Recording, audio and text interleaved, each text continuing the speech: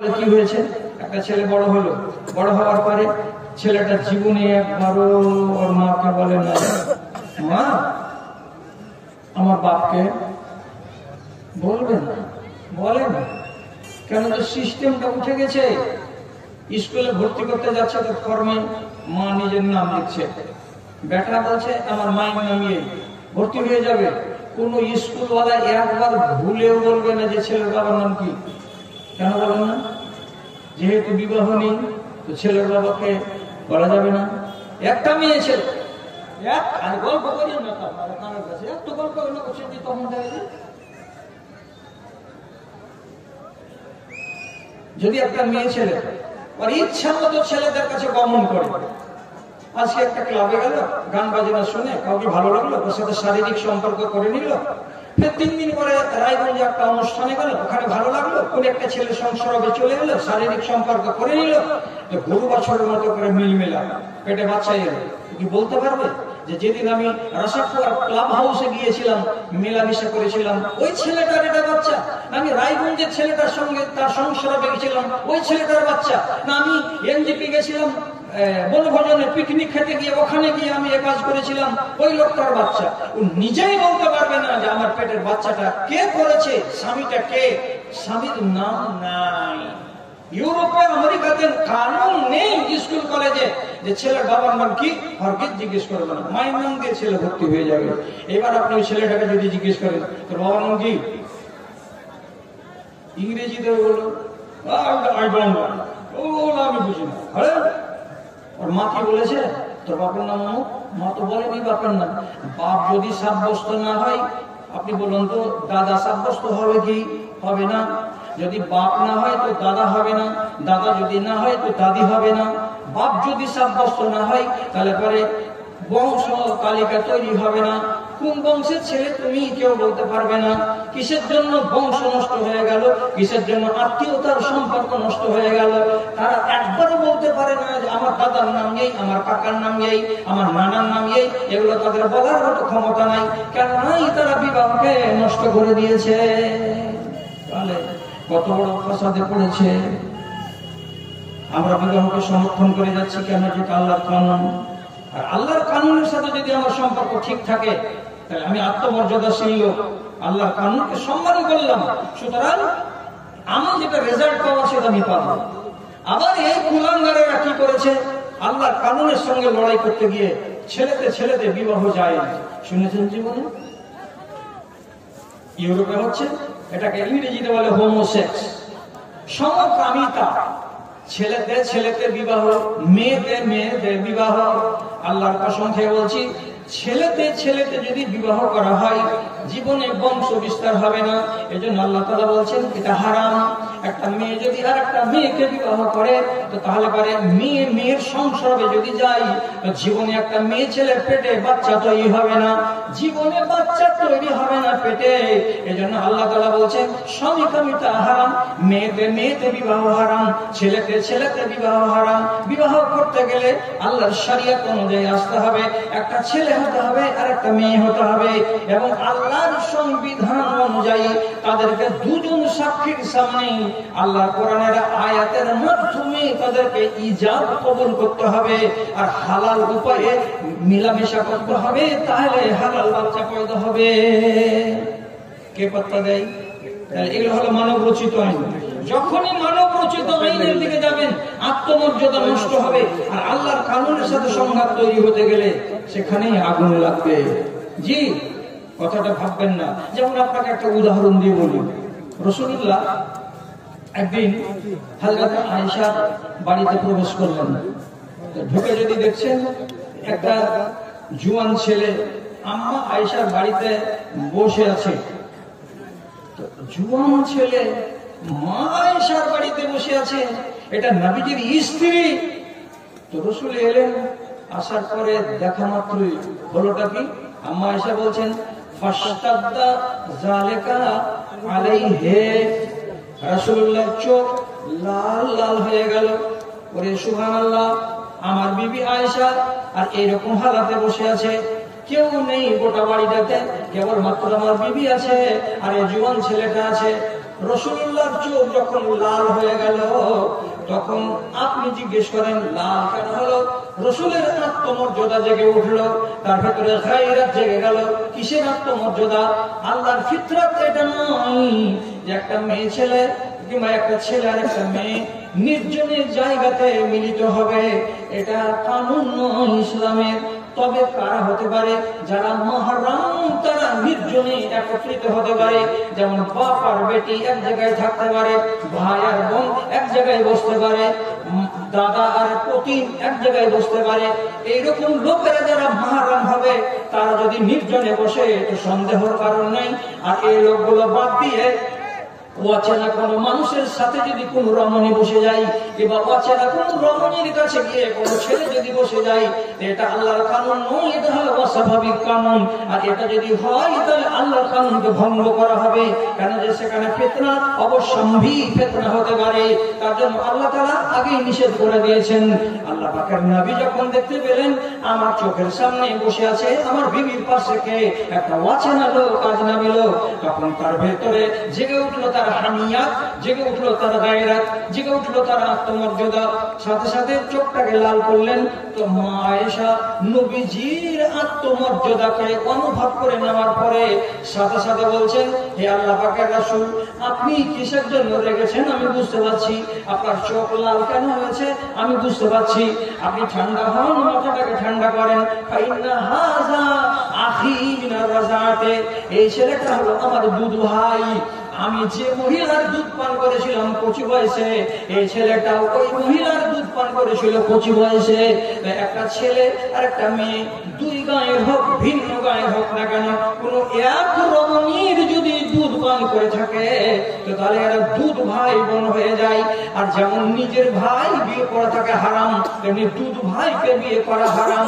আমি যেমন নিজের ভাইয়ের সামনে কানুন খাটাবো, তেমনি আমার দুধ ভাইয়ের সামনে ওটা কানুন হবে। আমার মায়ের পেটের ভাইয়ের পাশে যদি আমি বসতে পাই, তাহলে আমার দুধ ভাইয়ের পাশে আমার বাসা চলবে। আপনি রাগ করিয়েন না, চোখ লাল করিয়েন না। রাসূল যখন শুনলেন এই ব্যাপার, আমি তো জানি না কথাটা কি হলো। যখন কানুন ব্রেক হচ্ছে, ব্রেক করতে গেলেই আপনি ফাসাদে পড়বেন আর সমাজ ফাসাদে পড়বে। তো রাসূলুল্লাহ প্রথমে অনুভব কি করেছিলেন? কানুন ব্রেক হয়েছে, গায়ের মাহরাম আমার স্ত্রীর কাছে বসে আছে, তার জন্য কি হলো এই প্রতিক্রিয়াটা দেখা দিল। কিন্তু পরে যখন হালাত জানা গেল যে না এটা নয়, এটা নিজের দুধ ভাই, সুতরাং তারপরে মনটা আশ্বস্ত হলো। তো বুঝতে পারছেন, আল্লাহর কানুনকে আপনি ভাঙার জীবনে চেষ্টা করবেন না। বিবাহটাকে বিবাহের মতো করে রাখেন। যদি বিবাহকে বিবাহের মতো করে না রাখবেন, তাহলে নিজে থেকে ফিতনাকে আপনি ডেকে বাড়িতে নিয়ে আসবেন। এখানে কোনো লুকাছাপা কথা নয়। জি হ্যাঁ, লুকাছাপা কথা নয়। কেমন লুকাছাপা কথা নয়? রাসূলুল্লাহ বলছেন যে নিকাহের ভিতরে বরকত আছে কোনটাতে? যেটাতে খরচ আছে কম, যেটাতে খরচ আছে কম। তাহলে রাসূলুল্লাহ এটা কি আদেশ এবং রাসূলুল্লাহ এটা তরিকা, এটাই ফর্মুলা আপনাকে মেনে চলতে হবে। যদি আমি না মানি, বেশি বেশি করে খরচ করি, সাধ্যের বাহিরে খরচ করে দিই, তাহলে একদিক না একদিক দিয়ে বিচার করে দেখবেন আপনি আল্লাহর কানুনকে, রাসূলুল্লাহর ফরমানকে উল্লঙ্ঘন করে কোনো না কোনো ক্ষতির মুখে পড়ে গেছেন। বিবাহের 15 দিন পরে হিসাব করতে যাবেন, আরে 8খানা বললো না করে যদি সেটা টোটো গালাই করে দিতাম 7-8খানা, তাহলে অর্ধেক খরচে হয়ে যেত। তো বাকি টাকাটা বাঁচত না, বাঁচত না?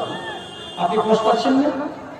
এই টাকাটা যদি আপনি নিজের ছেলেটাকেই দিয়ে দিতেন, ইনামুল হক তোমাকে এই টাকাটি দিয়ে দিলাম, তুমি বাবা কিছু ঘর সংসারে লাগাবে, ব্যবসা বাণিজ্যতে করবা, তো টাকাটা তো আপনি সত্যানাশ করে রেখে দিলেন কিসের পিছনে?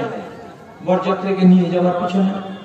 পরে আপনি ভাববেন আর বলবেন মনে মনে, বাবা আমার বাড়িতে বউ ভাত হলো, তো সেদিন আমি তো লোককে খাইয়ে দাইয়ে টাকা নিলাম, আর আমার বিহার বাড়িতে যে গেল বরযাত্রীর 100 জন, তো এতজন লোককে যে খাইয়েছে, তো বেচারিতে একটাও কানা করি পাইনি। এটা কোনখানে ইনসাফ হলো? ওর বাড়ির দানাটির দাম নেই, খালি আমার বাড়ির দানাটির দাম আছে। আমি এটা অন্যায় করলাম না? আপনি যখন নির্জনে বসবেন ভাবতে, তখন আপনাকে আপনাকে এই কথাটা ভাবতেই হবে যে আমি বরযাত্রী পাঠিয়েছিলাম, ওদের বাড়িতে এতটি অন্যায় খেয়ে এসেছে, আর আমার বাড়িতে এতটি লোক খেলো, আর আমি তাদের কাছে টাকা নিয়েছি, এটা অন্যায় টাকা নেওয়া হয়েছে। কেন এগুলো ভাববেন আপনি? আপনার মগজের ভেতরে কিভাবে এই চেতনাগুলো উঠবে যে আমি আল্লাহর কানুনের সাথে কি করেছি, সংঘাত করেছি। কোন একটা ফিতরাতের সঙ্গে যদি আপনার লড়াই হয়, তাহলে আপনি ফিতরাকে ডেকে আনবেন। একটা কথা বলি, মজলিস খালি, আপনাকে আর আটকাবো না। একটা কথা বলি, বলার পরে আশা করা যায় যে আপনারা যদি তারপরে চলে যান তা কোনো কষ্ট হবে না আমার মনে। তাহলে কি, কোন বাপকে কোন মাকে আল্লাহ তাআলা অনুমতি দেননি যে কবরে যাওয়ার আগে তোমার জমি জমার হিসাবকে একদম সাফ সুতরা করে দিয়ে মরে যাও। পাওয়ার নেই, পাওয়ার নেই। আপনি মনে মনে বলবেন যা 10-12 বিঘা জমি আছে, ঝামেলা রাখবো না, সব ছেলে পেলেদের নামে করে দেবো, দিয়ে চলে যাব। এটার নাম ফারায়েজ। ফারায়েজ নাকে দম থাকা পর্যন্ত হবে না। ফারায়েজ কবে হবে?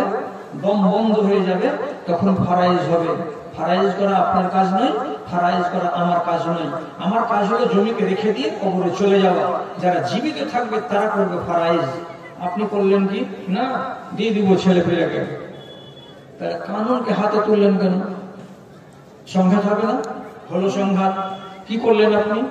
শতকরা এখনকার জামানাতে 25টা লোক 4 বিঘা 4 বিঘা করে 2 বেটাকে জমি লিখে দিল, 8 বিঘা মেয়েকে দিল না। এটা আল্লাহর কানুন নয়, কানুন নয়। কোনটা কানুন?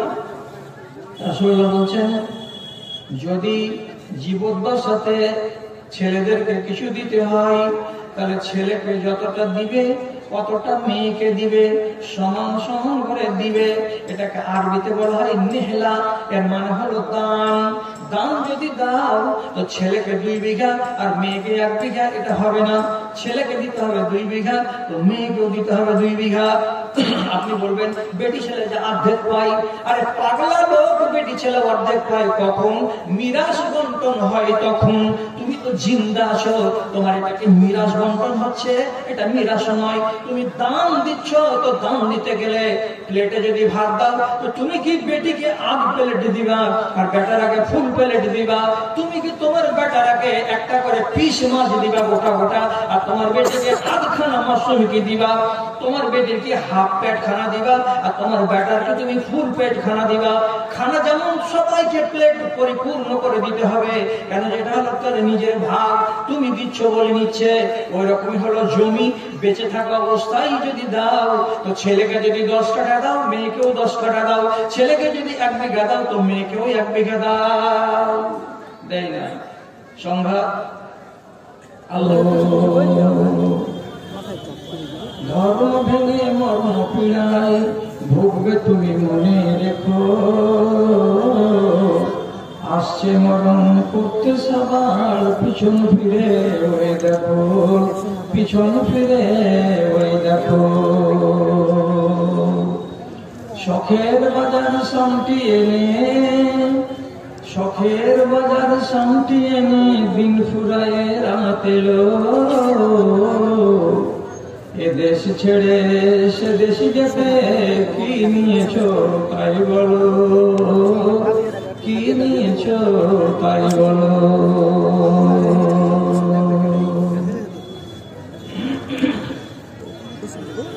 শ্রদ্ধেয় সভাপতি সাহেব, সমবেত এই এলাকার বিভিন্ন প্রান্ত থেকে মাদ্রাসার এক রাস ভালোবাসাকে বুকে নিয়ে ও ইমানি জজবাকে সাথে নিয়ে উপস্থিত ধনী গরিব, শিক্ষিত অশিক্ষিত, ছোট এবং বড় সকল শ্রেণী আমার প্রাণের ভাই এবং বন্ধুগণ, তথা যদি বা থেকে থাকেন আড়ালে কোথাও বসে আমার আদরের মাতা এবং ভগ্নীগণ, আল্লাহ রাব্বুল আলামিনের শুকর গুজারি করছি এবং তার স্তুতি বাদ গাইছি যে অনেক দিনের ব্যবধানকে ঘুচিয়ে আবার আপনাদের এই মাদ্রাসার জালসায় দাওয়াত পেয়েছি এবং পেয়ে যথাসময়ে এখানে উপস্থিত হয়ে আপনাদের মুখোমুখি হওয়ার আল্লাহ তাআলা সুযোগ করে দিয়েছেন। বন্ধুরা আমার, আমি সবসময় চেষ্টা করি মানুষকে পরম্পরাগত কথাগুলোকে না শুনিয়ে এমন কিছু কথা তাদেরকে দিই যে কথাগুলো হয়তো উনারা, এটা আমার ধারণা যে হয়তো উনারা এ কথাগুলো কখনো শোনার সুযোগ পেয়েছেন কি না। তাহলে যদি কথাগুলো নতুন নয় কিন্তু আপনার ব্রেনের কাছে নতুন থাকে, তো অন্তত এই লাভটা হবে যে আপনি কোরআন মাজিদের ভেতরে লুকায়িত তথ্যের কিছু অংশ এবং প্রিয় নবীর মহান বাণী থেকে হাদিসের কিছু অংশ বিশেষ আপনি যদি নতুন করে জানতে পারেন তাহলে আপনি সমৃদ্ধ হবেন ইনশাআল্লাহ। আজকে আপনাকে সূরা আল ইসরার ৭৭ নম্বর আয়াতটি পড়ে শোনালাম। এখানে আল্লাহ রাব্বুল আলামিন শটের উপরে যেটা কথা, তিনি কিছু বিধি বিধানের কথা, নিয়ম নীতির কথা বলছেন, যে নিয়মগুলো মানবের জন্মের সাথে পুরো মাত্রায় খাপ খায় এবং এগুলোকে যখন আমরা দেশওয়ালি বাংলাতে বলবো তখন বলবো তরিকা, আবার এইটাকে আল্লাহ রাব্বুল আলামিন নিজের ভাষাতে যখন বলবেন সেটাকে কখন বলবেন সুন্নাহ, আবার এইটাকে আল্লাহ রাব্বুল আলামিন ব্যাপক অর্থে যখন ব্যবহার করবেন তখন তার নাম হবে ফিতরা। তার মানে হলো কি নেচার। আমাদের জন্য, আমরা মানুষ জাতি আমাদের বিবেকের সাথে সম্মতি এবং মিল রেখে রব্বুল আলামিন কিছু বিধি বিধান তৈরি করেছেন, আর সেই বিধানটা চলে আসছে মানব জন্মের ইতিহাস থেকে শুরু করে আজ পর্যন্ত। এগুলোর ভেতরে আল্লাহ তাআলা কোনো পরিবর্তন ঘটাননি, বরং যুগের সাথে তাল মিলিয়ে কম বেশি করেছেন। যদি আপনি কথাটাকে বুঝতে না পেরে থাকেন তাহলে আপনাকে শর্টের উপরে একটা কথা বলবো, তাহলে যেমন আল্লাহ তাআলা আমাদের জন্য কিছু ফিতরাত, কিছু নেচার, কিছু তরিকা, কিছু নিয়ম রচনা করে দিয়েছেন। সেইগুলো যদি উল্টো হয় তাহলে কিন্তু আল্লাহর কানুনের সাথে সংঘাত হবে, দেশ থেকে শান্তি বিতাড়িত হবে। আর সেইগুলো অনুযায়ী যদি আমি চলি তাহলে আমার জীবন সুখী হবে, দেশে শান্তি থাকবে এবং আমি মরার পরে আমার আখিরাতের জিন্দেগিতে আমি কামিয়াব হব ইনশাআল্লাহ। তাহলে ফিতরাত কাকে বলে আর কোনগুলো কানুনকে বলা হয়? ওলামায়ে কেরাম, ওলামায়ে দ্বীন, যারা বিদগ্ধ পণ্ডিত, ওনারা ব্যাখ্যা বিশ্লেষণ করে বলেছেন। যেমন একটা নীতির কথা বলছি, হযরতে আদম আলাইহিস সালাতু ওয়াস সালাম থেকে আমার নবী পর্যন্ত সমস্ত আম্বিয়ায়ে কেরাম তাদের চেহারাতে দাড়ি ছিল। তাহলে আমি যদি বলি যে এইটা আল্লাহ রাব্বুল আলামিনের একটা তৈরি করা ফিতরাত, তো ভুল কই হলো? আদম থেকে শুরু করে শেষ নবী পর্যন্ত সকল আম্বিয়া দাড়ি রেখেছেন। তাহলে এই ফিতরাতের সাথে যদি আমি সংঘাত ঘটাই তো গোড়াতে মনে রাখবেন আল্লাহর যেটা তৈরি করা বিধান তাকে যদি আমি অবজ্ঞা করতে যাই, ফিতনা অনিবার্যভাবে তৈরি হবে এবং ফাসাদ সেখানে সৃষ্টি হবে, এটাকে আপনি অস্বীকার করতে পারবেন না। এটা রাসূলের সুন্নাত নয়। একটা মানুষ এই উম্মতে মুহাম্মাদি যদি দাড়িকে কামায় তাহলে সে হয়তো মনে মনে বলবে বা রাসূলুল্লাহর আমি সুন্নাতটাকে অবজ্ঞা করলাম, কিন্তু আল্লাহর কসম, আল্লাহ পাকের নবীর সুন্নাতের সাথে সাথে পৃথিবীতে যত আম্বিয়া কেরাম এসেছেন সকলের সাথে উনি বেয়াদবি করছেন। এটা কম বড় বেয়াদবি নয়। আরেকটা বলি, আল্লাহ রাব্বুল আলামিন পৃথিবীতে যত নবী পাঠিয়েছেন কোন একজন নবী সম্পর্কে কোন রিপোর্ট নেই যে তিনি ওয়াল আয়াযু বিল্লাহ বদচলন ছিলেন। নবীরা কেউ দুনিয়াতে একজন পদ চরিত্রের ছিলেন না, কাউরি আখলাক কাউরি ব্যবহার এত নিম্নমানের ছিল না, বরং তাদের হাই কোয়ালিটির আখলাক ছিল, তাদের কাছে চরিত্র ছিল। আল্লাহ তাআলা সকল নবীকে বদ চরিত্রের গ্লানি থেকে মুক্ত করে রেখেছিলেন। সুতরাং আর যদি কোনো একটা মানুষ তার ভেতরে বদ চরিত্র থাকে, বদ চরিত্র কোন বলা, যেমন মিথ্যা কথা বলা, গালি দেওয়া, অপবাদ দেওয়া, কানে মিথ্যা কথা, আজে বাজে কথাকে শোনা, আবার কোন মানুষ কৃপণ হয়ে যায়, কোন মানুষ মিথ্যাবাদী হয়ে যায়, কোন মানুষ কাপুরুষ হয়ে যায়, কোন মানুষ অপবাদ দিতে অভ্যস্ত হয়ে যায়, কোন মানুষ কোন মানুষের উপরে জুলুম করে বা বিচার করে, এগুলো হচ্ছে বদ চরিত্র। এইরকম বদ চরিত্রের কোন নমুনা পাবেন না আম্বিয়া কেরামদের জীবনীতে। দেখলেন, তাহলে দুটো জিনিসে আপনি অন্তত পক্ষে মিল পেয়ে গেলেন। এটাকেই রব্বুল আলামিন তার আয়াতের ভিতরে বলেছেন, ফিতরাতুল্লাহি আল্লাতী ফাতারান নাস আলাইহা। আল্লাহ রাব্বুল আলামিনের তৈরি করা এটা বিধান, এটা নীতি, এটা ফিতরাত, এর উপরে আল্লাহ রাব্বুল আলামিন সমস্ত দুনিয়ার মানুষকে তৈরি করেছেন এবং তাদের উপরে বহাল থাকতে বলেছেন। দাদা আমার, সহিহ হাদিস আপনাকে বলছি, আল্লাহ পাকের নবী বলেছেন, সুনানুল আম্বিয়ায়ে আরবাআতুন, যত নবী এসেছেন সকল নবীদের সুন্নাত হলো চারটা, মিল আছে চারটা জিনিসে। কি চারটা জিনিস আছে? রাসূলুল্লাহ বলেছেন, আযওয়াজু, পৃথিবীতে যত নবী এসেছিলেন সকল নবী বিবাহিত জীবন গত করেছেন, অবিবাহিত জীবন কেউ গত করেন নাই। রব্বুল আলামিনের নবী বলছেন এই সহিহ হাদিসটা, এবং আল্লাহ তাআলা কোরআন মাজিদে বলছেন, ওয়াজআলনা লাহুম আজওয়াজান ওয়া যুররিয়া, আমি প্রত্যেকটা নবীকে বিবি দিয়েছিলাম এবং প্রত্যেকটা নবীকে আল আওলাদ দিয়েছিলাম, ছেলে দিয়েছিলাম, মেয়ে দিয়েছিলাম। এটা হচ্ছে আম্বিয়াদের একটা চরিত্র। আর যদি কোনো একটা মানুষ বলে আমি বিবাহ করব না, আমি নিজেকে পুত পবিত্র করে রাখবো, আমি একটা মডেল হিসেবে মানুষের সামনে নিজেকে আত্মপ্রকাশ করব, জীবনে কোনোদিন এটা মডেল হতে পারে না। আমি বিবাহ করব না বলে আমি যদি নিজেকে বড় আবেদ প্রমাণ করতে চাই, আল্লাহর কসম আপনার ঈমান ত্রুটিপূর্ণ ঈমান। কেন? নবীদের ঈমানের কাছে আমার আর আপনার ঈমান যারা পরিমাণের, এদের মোকাবেলা করার মতো ঈমান আমাদের কাছে নেই। আর তাদের সম্বন্ধে আল্লাহ রাব্বুল আলামিন বলছেন, আমি তাদেরকে বিবি দিয়েছিলাম, তাদেরকে আমি বাল বাচ্চা দিয়েছিলাম, তাহলে আমারও বাল বাচ্চা হবে এবং আমাদেরও বিবি থাকবে। এটাই হচ্ছে আল্লাহ রাব্বুল আলামিনের ফিতরাত, এটাই হচ্ছে আল্লাহ তাআলার আইন।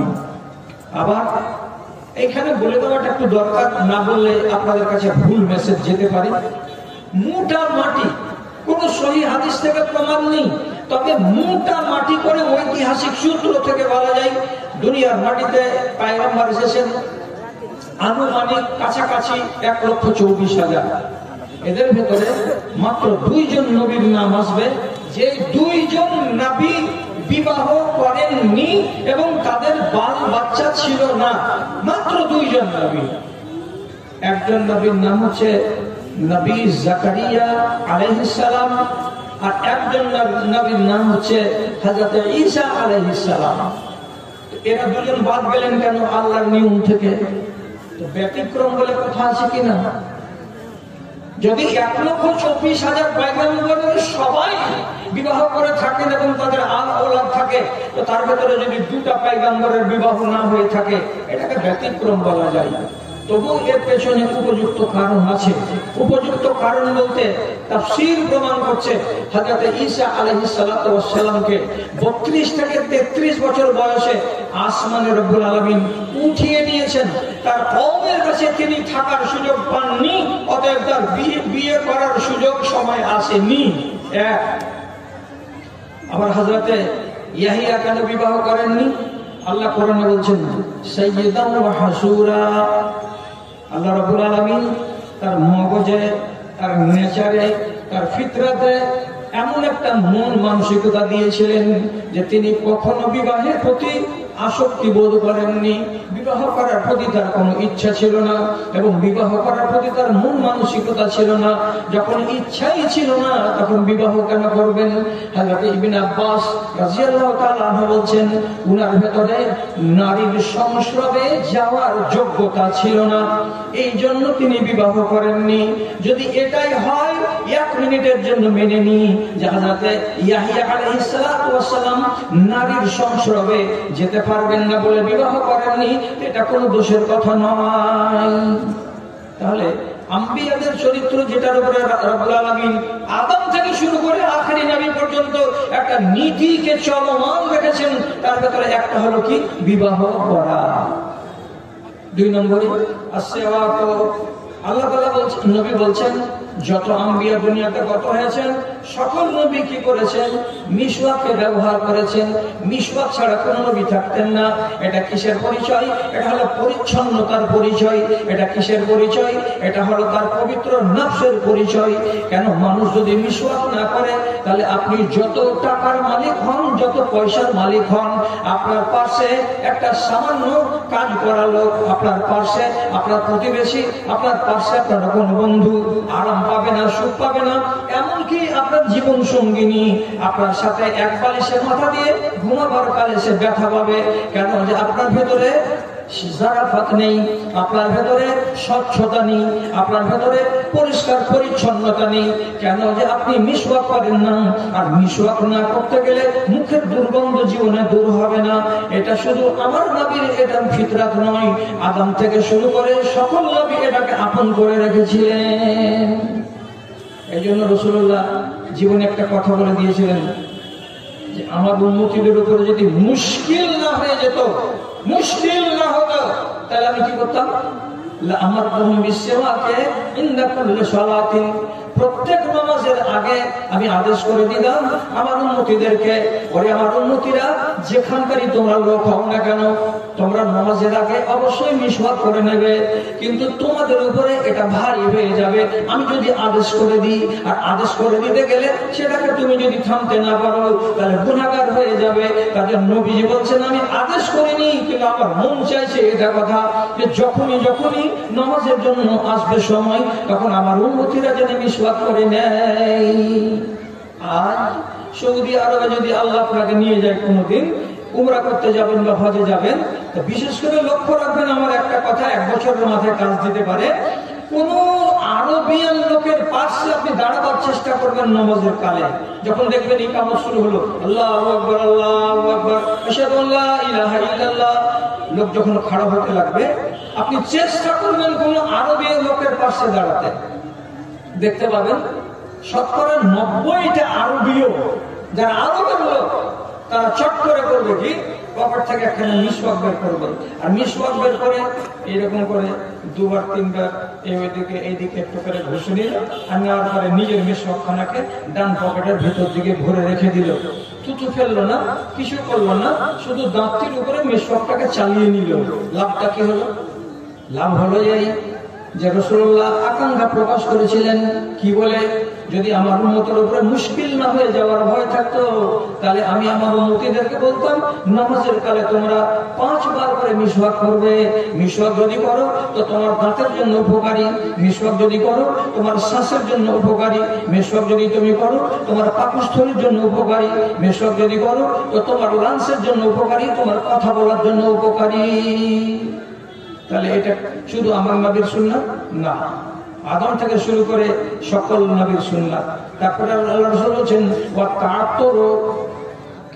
আতর ব্যবহার করা, সেন্ট ব্যবহার করা। সেন্ট ব্যবহার করা কিসের? উন্নত মানের রুচির পরিচয়। উন্নত মানের রুচির পরিচয় মানে এটা কি? আমি হলাম এমন একটা প্রাণী যে আমার শরীরে 9খানা রব্বুল আলামিন ছিদ্র বানিয়েছেন। বাড়ি গিয়ে সকালবেলায় বলবেন আমার আর আপনার শরীরে 9খানা ছিদ্র আছে। যেই ছিদ্রতে হাত লাগাবেন সেখান থেকেই আপনার শরীরে কিছু না কিছু জিনিস আপনার আঙুলে এসে লাগবে। কানে হাত দেন, কিছু পাওয়া যাবে। চোখে হাত দেন, কিছু পাওয়া যাবে। নাকে হাত দেন, কিছু পাওয়া যাবে। মুখে হাত দেন, কিছু পাওয়া যাবে। আর বাকিগুলো ছিদ্রতে যেখানে হাত দিতে যাবেন কিছু আসতে পারে। বিশেষ করে আল্লাহ তাআলা এটা আমার এবং আপনার জন্য নেচার করে দিয়েছেন যে আমাদের শরীরে যখন মেহনত চালু হয় তখন শরীরের ইঞ্জিনটা গরম হয়, আর ইঞ্জিন গরম হতে গেলে আপনার শরীর দিয়ে ভাপ বেরোয়, আমার শরীর দিয়ে ভাপ বেরোয়, এবং লোমের ছিদ্রগুলো দিয়ে লোমকূপগুলো দিয়ে দিয়ে লবণাক্ত একগুলো পানি বের হয়, যেটাকে সোডিয়াম আমরা বলে থাকি। ওই লবণাক্ত পানিগুলো বের হয় ঘামের আকারে। এটা কিন্তু ভালো জিনিস নয়। আর এই জিনিসগুলো গলার তলায় বেশি জমে, বগলের তলাতে বেশি জমে, এবং আমার আপনার মফস্বল জায়গাতে ডানে আর বামে যেগুলো আমরা পেড়ু বলি, পেড়ুর এলাকায় বেশি বেশি করে জমাট বাঁধে। আর এইগুলো জায়গাতে ওই জিনিসটা জমাট বাঁধার কারণে সেখানে একটা গন্ধ তৈরি হয়। তাহলে আমার মতো একটা মানুষ, আমি যদি এরকম গন্ধ নিয়ে কোন এক জায়গায় জমা হই অথবা আল্লাহর মসজিদে নামাজ পড়ার জন্য হাজির হই, তো আমার শরীরের গন্ধটা আমার বাম দিকের লোককে যদি লাগে তো তাহলে তার বিরক্তি ভাব চলে আসবে, তার নামাজে মন বসবে না, আর একা একাই বলবে কোন লোকের পাশে দাঁড়ালাম রে আল্লাহ, ওর গায়ের গন্ধ সহ্য হয় না, ওর গেঞ্জির গন্ধ সহ্য হয় না। তার জন্য রব্বুল আলামিনের নবী বলছেন, আমাদের নবীদের কুলে যত নবী এসেছিলেন সবাই আতর ব্যবহার করতেন, সবারই চরিত্রের ভেতরে ছিল সেন্ট ব্যবহার করা। লাভ কি হবে? একটু যদি গায়ে কোনো রকমের দুর্বলতা থাকে আপনি সেন্ট মাখিয়ে দেন, পাশে আপনার যেটা লোক থাকবে বগলের দুর্গন্ধ পাবে না, আপনার গলা দুর্গন্ধ পাবে না, আপনার পুরাতন জামা কাপড়ের দুর্গন্ধ পাবে না, আতরের সেন্টটাই পাবে। তাহলে এটা কত ভালো সুন্দর। অথচ আপনারা যতটি লোক বসে আছেন রাগ করিয়েন না, রাগ করিয়েন না। আপনারা আমার ভাই এবং আপনারা আমার জাত ভাই, আপনাদের সাথে আমার নারীর সম্পর্ক আছে, আপনাদের খুব ভালোবাসি বলে বলছি। এখানে 100টা লোকের ভেতরে 70টা লোক পাওয়া যাবে যে লোকটা আতর বাড়িতে রাখেনি। যদি আমি মিথ্যা বলে থাকি তাহলে আপনি এখানে প্রমাণ দেন, আমি ভুল বলে থাকি তো আপনি এখানে প্রতিবাদ করেন। আমি বলছি 100টা মুসলমানের ভেতরে 70টা মুসলমান জীবনে আতর ব্যবহার করে না, সেন্ট ব্যবহার করে না, পারফিউম ব্যবহার করে না। কেন করবেন না? এটা একটা সুন্নাত। আর আপনি সুন্নাত থেকে নিজেকে দূরে সরিয়ে রেখেছেন। ওই একদিন শুধু বকরা ঈদের দিন আর ঈদ উল ফিতরের দিন ঈদের মাঠে যাবে, তো কেউ ডেকে যদি ঘাড়ে একটা ফেলে এমনি এমনি করে মুছে দেয় তো বাস হয়ে গেল জীবনে একদিন। বাকি দিনগুলোতে কেন ব্যবহার করেন না? এটাও দেখবেন আরবের মাটিতে গেলে আরব দেশের নাগরিকেরা, এরা ধনী বলেন আর গরিব বলেন আর যাকে দেখবেন ওর পকেটে একটা না একটা আতর আছে আর সব সময় বের করে এমনি করে লাগাতে আছে। ওর পাশে খাড়ো হতে গেলেই আপনার মন জুড়িয়ে যাবে যে ফুলের বাগানে আছি না নারকেলের বাগানে আছি না সরিষার খেতে আছি, কি আজব আজব সেন্ট চলে আসছে আল্লাহ রে এক এক মানুষের গায়ে। ওর কাছ থেকে পালাবার ইচ্ছা করবে না, ওর কাছে ঘেঁষার ইচ্ছা করবে।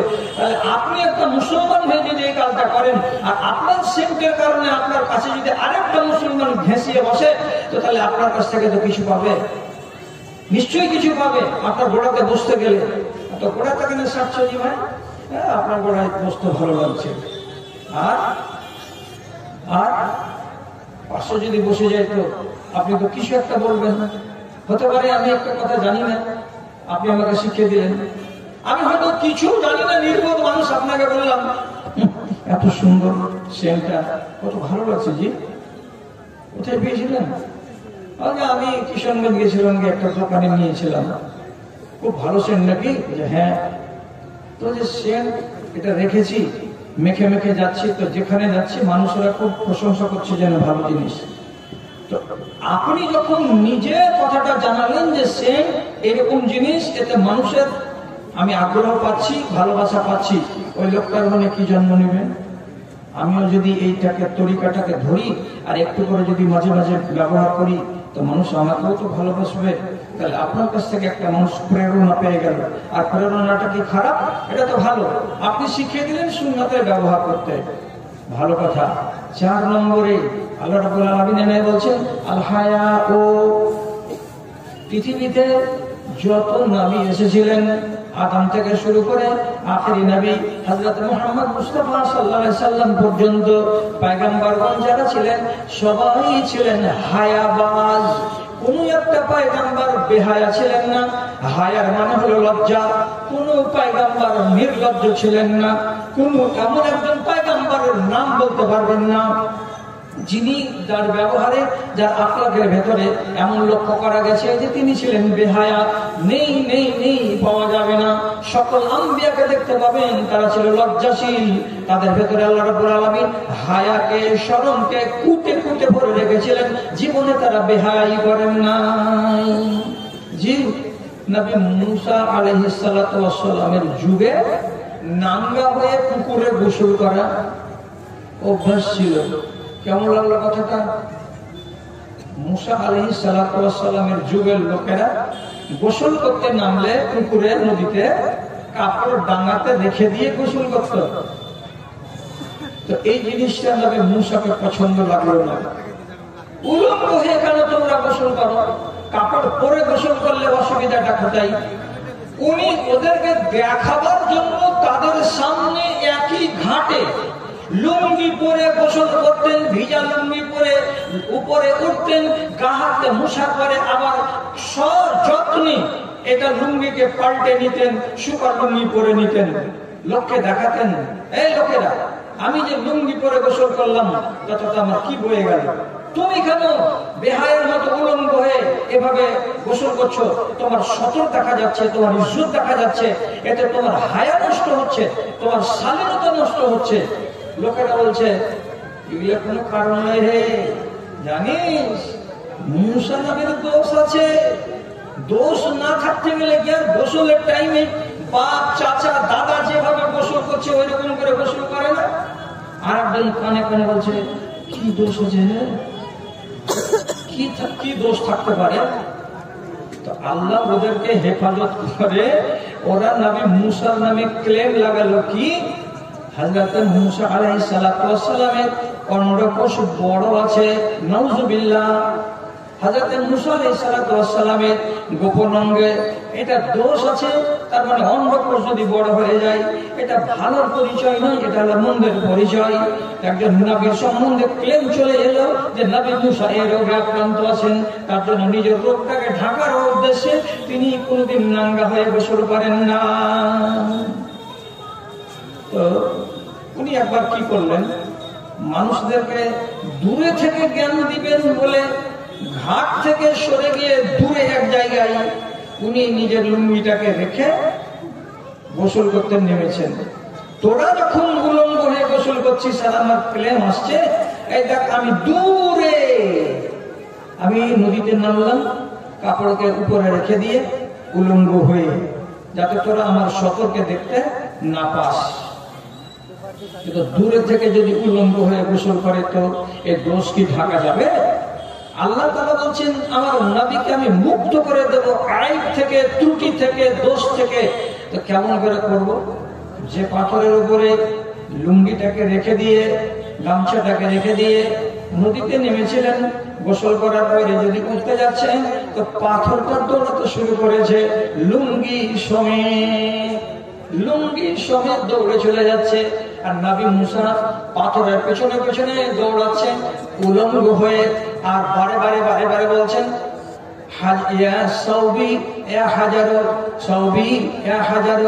এ পাথর আমার কাপড়খানা থেকে গেল, এ পাথর আমার কাপড়খানা রেখে দে, এ পাথর আমার কাপড় নিয়ে দৌড়াবি না।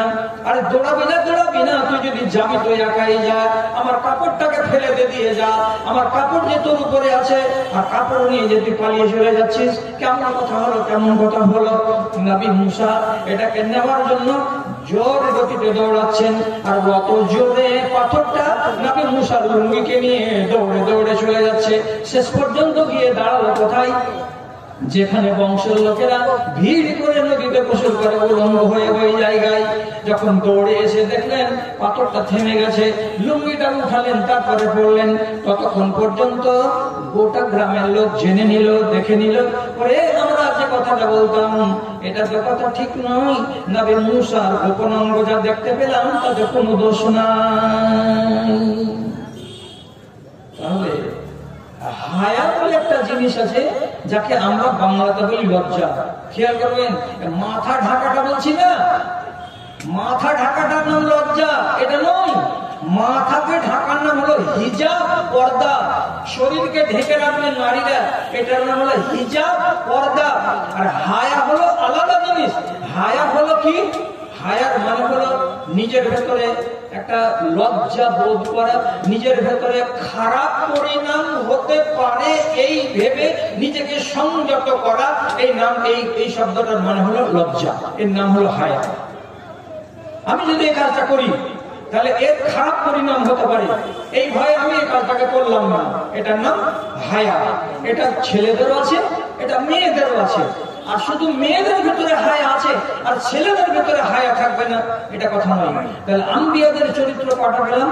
4খানা পেলাম। এর বাইরে যদি আপনি যান, আপনি যদি হায়া না করেন, তো হায়া না করলে কি হবে? রাসূলুল্লাহ বলছেন, তুমি যদি হায়া না করো তো তোমার মনে যা লাগে তাই করো। কত সুন্দর হাদিস! ইযা লাম তাস্তাহি ফাসনা মা শি'তা। তোমার যদি হায়া না থাকে, তোমার যদি শরম না থাকে, তোমার যদি লজ্জা না থাকে, তো তোমার মনে যা লাগে তাই করো। এর মানে কি? তোমার তো হায়াই নেই। এখন এতটি লোকের ভিড়ে তোমার স্ত্রীকে নিয়ে চলছো, তো লোকের ভিড়ে স্ত্রীর ঘাড়ে হাত দিয়ে যদি তুমি চলো, তো লোক কি বলবে? এই ছেলে, এটা কি ব্যবহার করছো তুমি? তো আপনি তখন কি বলবেন? কি হলো?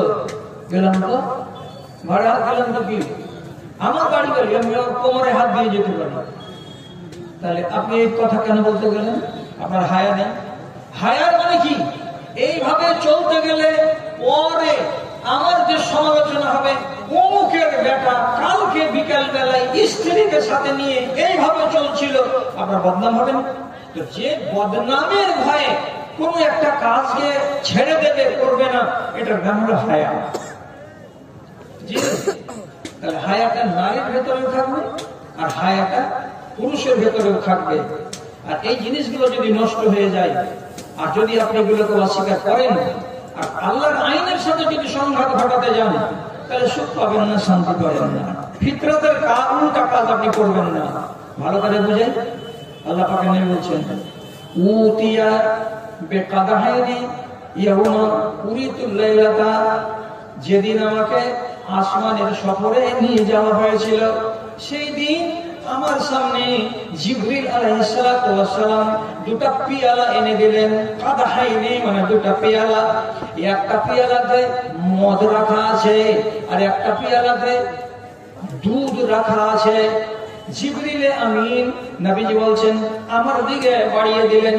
দেওয়ার পরে বলছেন, যেটা আপনাকে ভালো লাগে সেটা আপনি নেন, আমার চোখের সামনে সেটাকে পান করেন। কি আওয়াজ হচ্ছে? ও জিলাপির আটা ঘাড়ে বসে শুনে আছেন নাকি?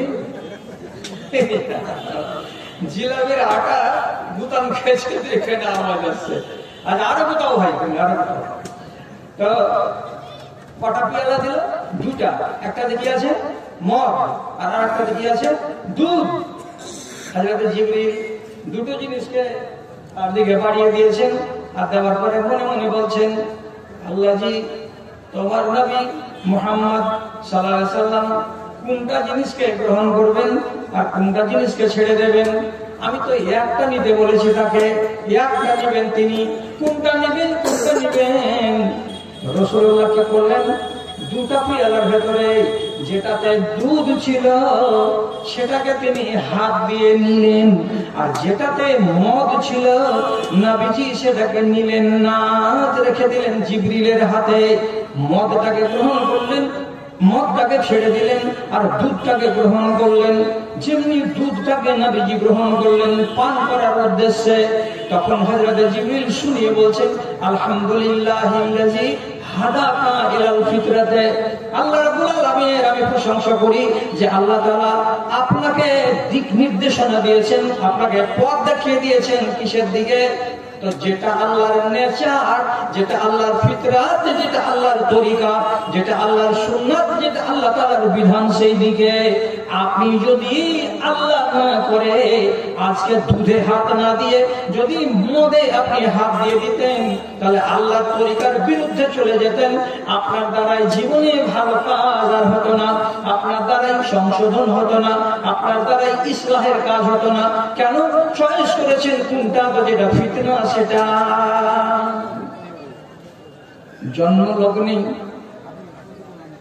জন্মলগ্নেই আল্লাহ রাব্বুল আলামিনের নবী একটাকে ছেড়ে দিয়েছেন আর একটাকে গ্রহণ করেছেন। এখানেই প্রমাণ হয়ে গেছে কি মদটা কি জিনিস, আল্লাহর তৈরি করা নেচারের ভেতরে, বিধানের ভেতরে পড়ে না, এটা বিধানের বাইরে। যারা এটাকে গ্রহণ করবে তারা আল্লাহর কানুনের সাথে সংঘাত করবে, আর সংঘাত করতে গেলে তার পরিণাম জীবনে ভালো হবে না। আর জেনে নিতে হবে যে তার ভেতরে আত্মমর্যাদা বলে কোনো জিনিস নেই। আর আমার ভেতরে যদি আত্মমর্যাদা বলে কোনো জিনিস থাকে, তাহলে পরে আমি জীবনে কোনোদিন এমন কানুনকে হাতে লাগাতে যাব না যেই কানুনটা কি হবে, করতে গেলে আল্লাহ তাআলা নারাজ হয়ে যাবেন। এগুলোকে আল্লাহ কানুনই বানাননি। এখন আপনারা অনেক আলেমের মুখে বল শুনেছেন 3টা লোক ডাইরেক্ট জাহান্নামে যাবে, তারপরে 200-400 বছর জাহান্নামে পুরোবার পর মুক্তি পেয়ে জান্নাতে আসবে। যে 3টা লোকের নাম হাদিসে আছে, তো প্রথমে ওইখানে নাম এসেছে কার, আদ-দায়ুস। একটা দায়ুস মানুষকে আল্লাহ রাব্বুল আলামিন জান্নাত দেবেন না। দায়ুসটাকে কেন নাম এলো দায়ুসের? তো দায়ুস কার নাম? তার সংজ্ঞা হলো হাদিসে লেখা আছে আল্লাযী ইউকিরু ফি আহলিহি আল খুবুসা, যে লোকটা তার পরিবারে, তার বাড়ির ভিতরে খবিস কাজ হওয়াকে সমর্থন করে, তার মন জ্বলে না, তার প্রাণ জ্বলে না, তাকে ব্যথা লাগে না, তাকে কষ্ট লাগে না যে এখানে যে আল্লাহর বিধান জ্বলাঞ্জলিত হলো, এটা কথা বলে তার মনে দুঃখ হয় না, তাহলে এই লোকটাকে কি বলা হয়? দায়ুস বলা হয়। বুঝতে পারলাম না, বুঝতে পারলেন না?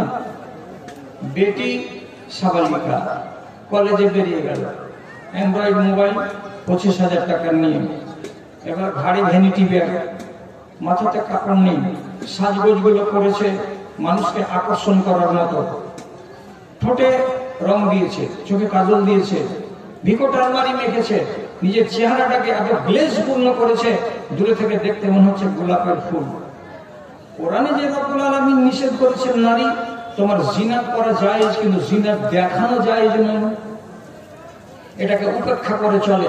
কে? তো আমার মেয়ে, আমার সামন থেকে যে বেরিয়ে যাচ্ছে, তো আমার অন্তরে আমি পাপ, কোন রকমের জ্বলন সৃষ্টি হয় না, কোন রকমের ব্যথা সৃষ্টি হয় না, কোন বেদনা অনুভব করি না।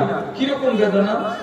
আরে বেটি, এইভাবে তুই যাবি রে, তোর মাথায় কাপড় থাকবে না, তোর চেহারার গ্লেজ গোটা দেশবাসী দেখবে, এইভাবে তুই যদি যাবি, এটা তো আল্লাহর কানুনের মধ্যে পড়ে না। আল্লাহ বলছেন ওয়ালা তুবদিনা জিনাতাহুন্না, তোমার অলংকারাদি এবং তোমার জিনাত, তোমার সৌন্দর্য, এগুলো বাইরের লোক দেখতে পাবে না, লুকাতে বলা হয়েছে। অথচ তুমি ডাইরেক্ট এইভাবে চলে যাচ্ছ আমার সামনে, আমি বাপ হয়ে আমাকে কষ্ট লাগলো না, আমাকে ব্যথা লাগলো না, আমি ডোন্ট কেয়ার হয়ে থেকে গেলাম। এর মানে কি? যে নির্লজ্জতা প্রকাশ পাবে আমার মেয়ের দ্বারাই, এটা হতেই পারে, এগুলো দুনিয়ার নিয়ম, আমি মেনে নিলাম। আপনার স্ত্রী টাকা পয়সা নিয়ে, সেও সাজগোজ করে নিয়ে একটা ব্যাগ হাতে করে নিয়ে চলে গেল, কোথায় যাবা? রাসাখোয়া যাবো। কেন যাবা? তুমি জানো না যে ঈদ চলে এসেছে, আমাকে বাজার করতে হবে। তো স্ত্রী সাথে কোনো মাহরামকে নিল না, কাউরে কোনো লোকের প্রয়োজন মনে করলো না, একাই টোটোতে বসে রাসাখোয়ার বাজারে গিয়ে একটা আজনাবি দোকানদারের সাথে বেহায়ার মতো কথা বলবে। ভাই বেরাদার সাথে যেমন ওপেন কথা হয়, আর কথা বলে 3 ঘন্টা 4 ঘন্টা পরে আবার টোটোতে চড়ে বাড়ি চলে আসবে। তার সাথে কোনো মাহরাম নাই, স্বামী নেই, বেটা নেই, ছেলে নেই, পিলে নেই, একাই গেল, একাই চলে আসলো, বাজার করলো, দাম করলো, দর করলো, কথা কাটাকাটি করলো, পেমেন্ট করে দিল, দিয়ে আবার উঠে চলে আসছে। আপনি কি বলেছিলেন এটা কাজ ঠিক নয়?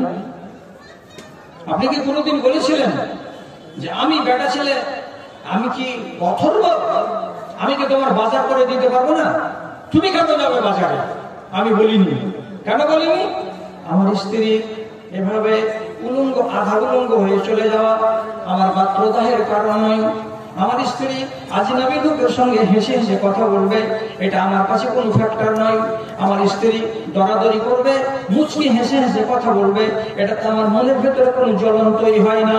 তাহলে যেই মানুষটা তার পরিবারে তার বৌমা, তার বেটি, তার স্ত্রী, এই সমস্ত লোকেদের ভেতরে যে বেহায়াই আছে এবং ফোহসটা চলে এসেছে, এগুলো দেখে যার ভেতরটা কাঁদে না, কেঁপে উঠে না, তার মানে এই লোকটার ভেতরে ওই রকমের আত্মমর্যাদা নাই, ওই লোকটার ভেতরে ধর্মের নামে ভালোবাসা এবং মহাব্বত নাই।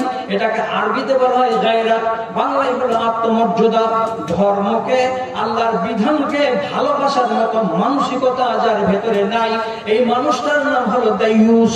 এই জন্য রব্বুল আলামিন বলছেন যে মানুষটা নিজের জমিরকে, অন্তরকে বিক্রি করে দিয়েছে, যার রুচিকে সম্পূর্ণ জলাঞ্জলি দিয়ে দিয়েছে, যে আল্লাহর কানুনকে মানে না, পায়ে তুলে দিয়েছে, এই মানুষটা হলো লাঞ্ছিত, এই মানুষটা হলো ধিক্কৃত, এই মানুষটার মতো মানুষকেই জাহান্নামে যেতে হবে।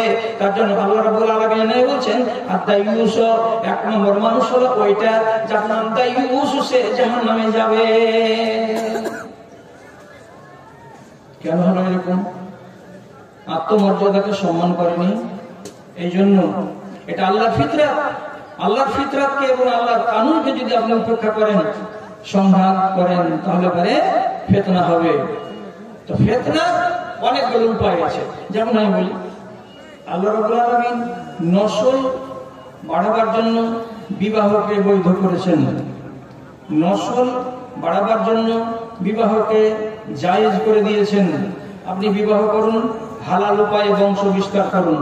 কেউ যদি বলে বিবাহ করে বংশ বিস্তার করব না, আমি বিনা বিবাহে বংশ বিস্তার করব, তাহলে পরে এটা হলো আল্লাহর নীতি বিরুদ্ধ কথা। নীতি বিরুদ্ধ কাজ করতে গেলেই সংঘাত তৈরি হবে, এবং সংঘাত তৈরি হলে আপনি শান্তি পাবেন না।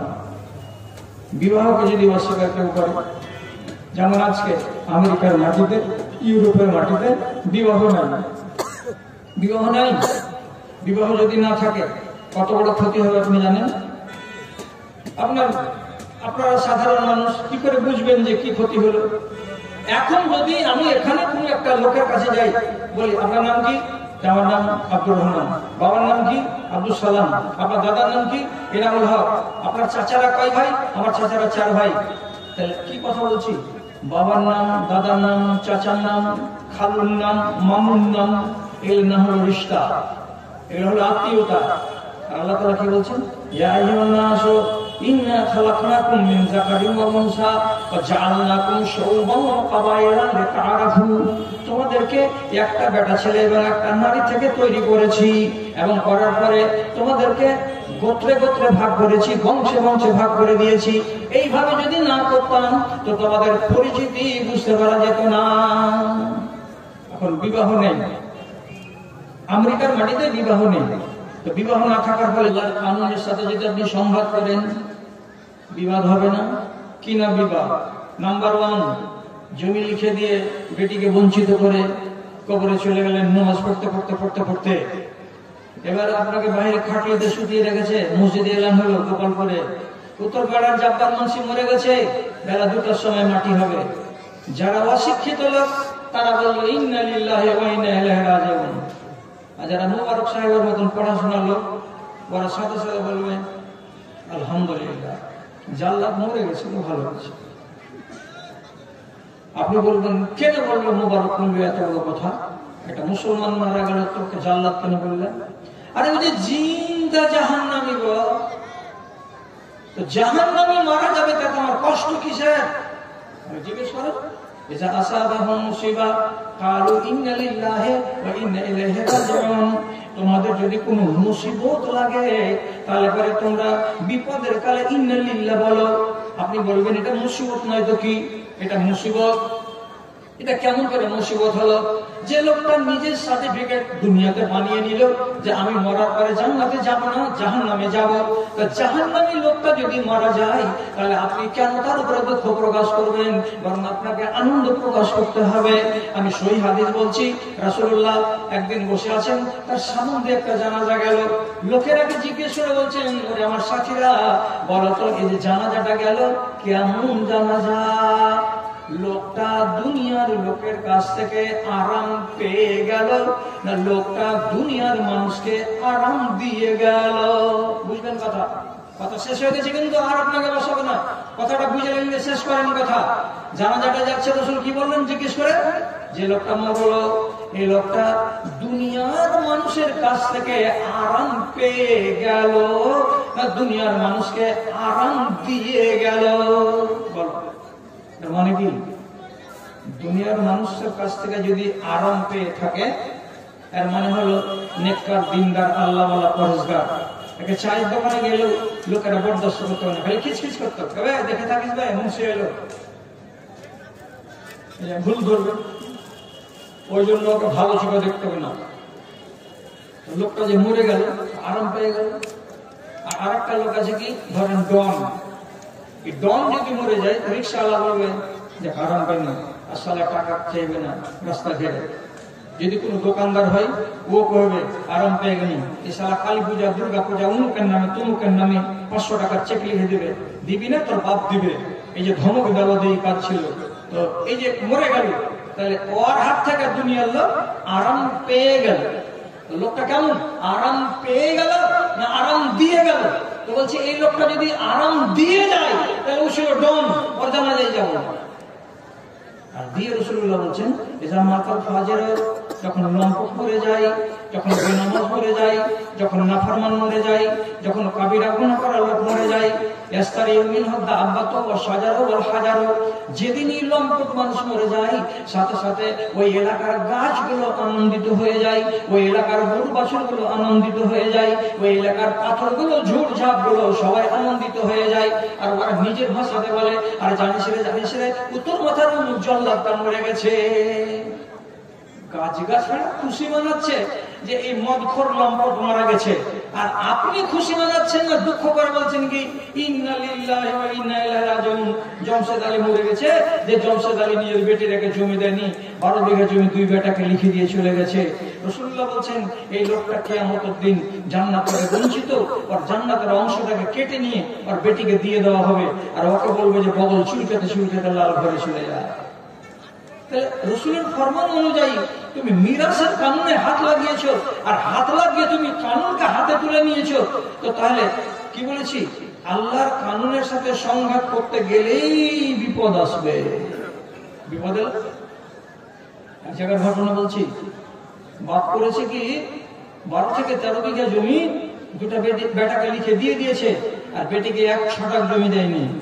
2টা বেটি মার কাছে খালি ঘেন ঘেন ঘেন ঘেন করছে। মাও বলছে এটা কোন কথা, এগুলা তোমার ছেলে নয়, বেটির আগে কেন দিবে না?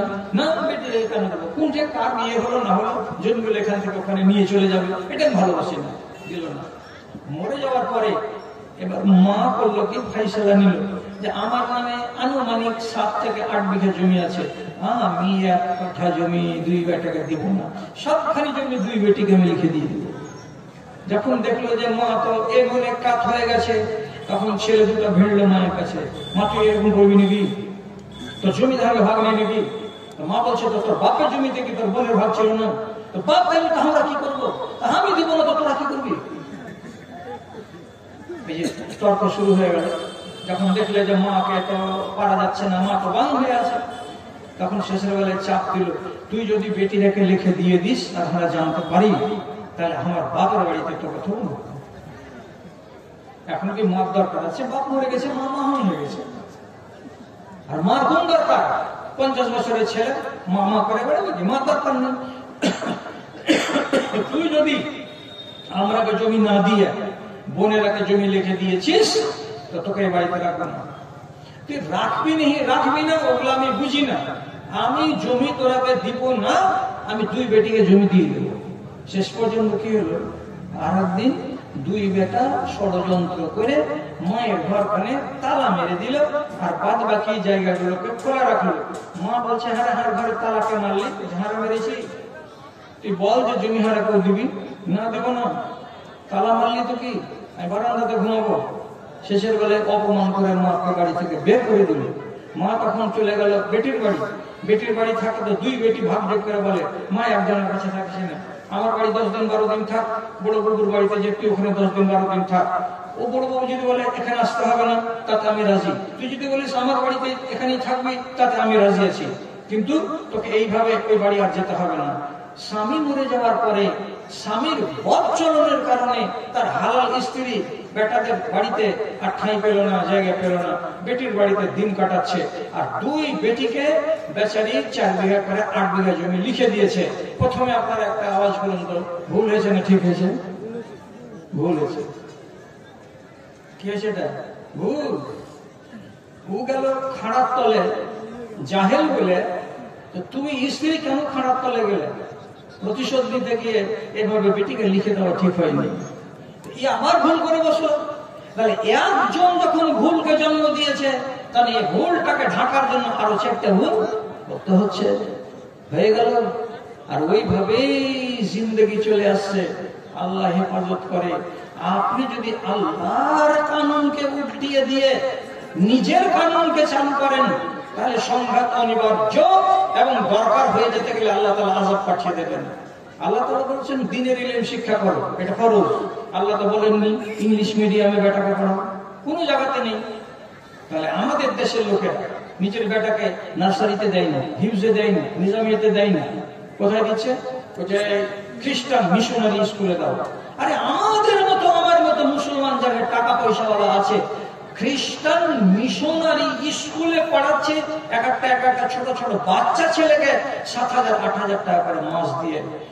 বেদিন নিজের মুসলমান বাচ্চাটাকে কাফেরের স্কুলে পাঠিয়ে কাফেরের তালিম নিয়ে তার মন মানসিকতাকে তুমি কি করছো?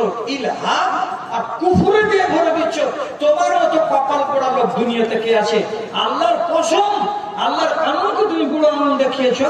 রব্বুল আলামিন তোমাকে তোমার বেঁচে থাকতে থাকতেই তার কানুন দিয়ে তোমাকে বুড়ো আঙুল দেখিয়ে তারপরে কবরে ঢুকাবে।